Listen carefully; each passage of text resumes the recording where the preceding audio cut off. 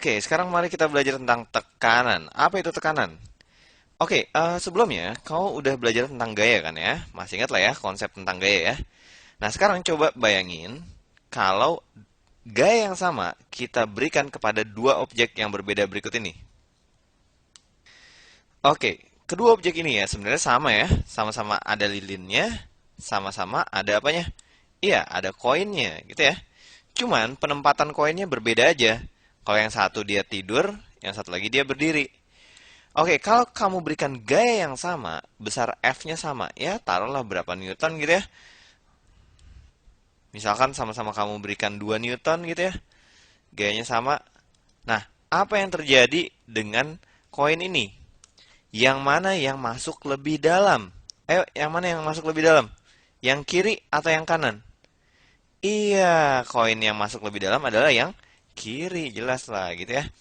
Oke, jadi kamu bisa lihat bahwa gaya yang sama bisa menghasilkan efek yang berbeda. Kenapa bisa muncul efek yang berbeda? Ayo coba, kenapa coba? Apa perbedaan dari objek yang di kiri dengan objek yang di kanan? Ayo, ya coba kamu pikir. Berapa luas permukaan sentuh objek yang di kiri? Berapa luas permukaan sentuh objek yang di kanan? Yang mana yang lebih luas? Yang kiri atau yang kanan? Iya, yang kiri, yang kanan lebih luas ya. Lebih besar luas permukaan sentuhnya ya. Sementara yang kiri, luas permukaan sentuhnya hanya sedikit sekali, hanya segitu doang ya. Sementara yang ini, wait, luas sekali gitu ya. Nah, oke. Konsep luas permukaan sentuh itu, kaitan antara gaya dan luas permukaan sentuh itu namanya adalah tekanan. Oke, aku ulang lagi ya. Objek yang pertama, luasnya itu gimana? Luasnya itu kecil. Objek yang kedua, luasnya besar. Luas itu simbolnya pakai A ya, luasnya besar. Nah, oke. Efeknya itu bagaimana?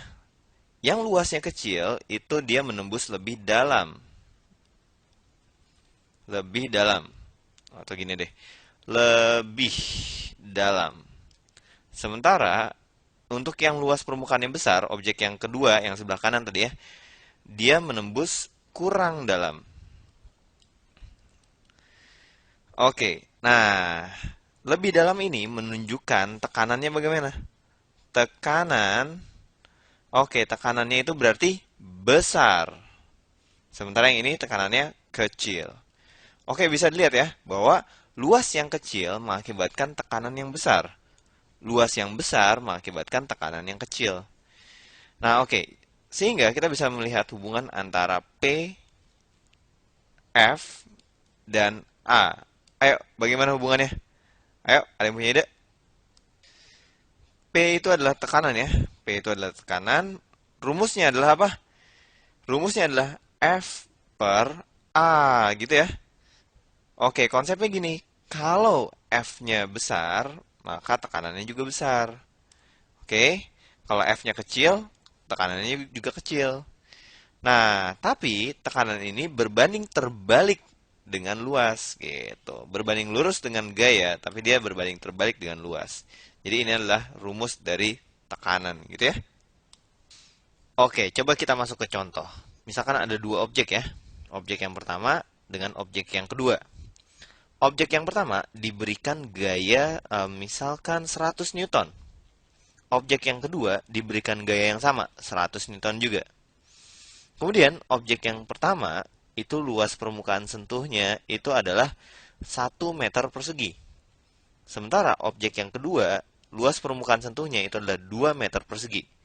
Yang mana yang tekanannya lebih besar? Objek pertama atau objek yang kedua? Oke, kita lihat gayanya sama.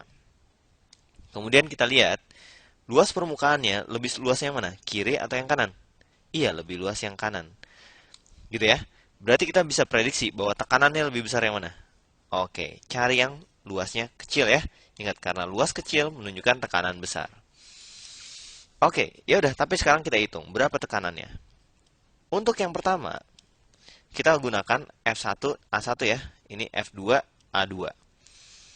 F1 per A1 itu sama dengan 100 dibagi dengan 1, yaitu sama dengan 100. Satuannya apa?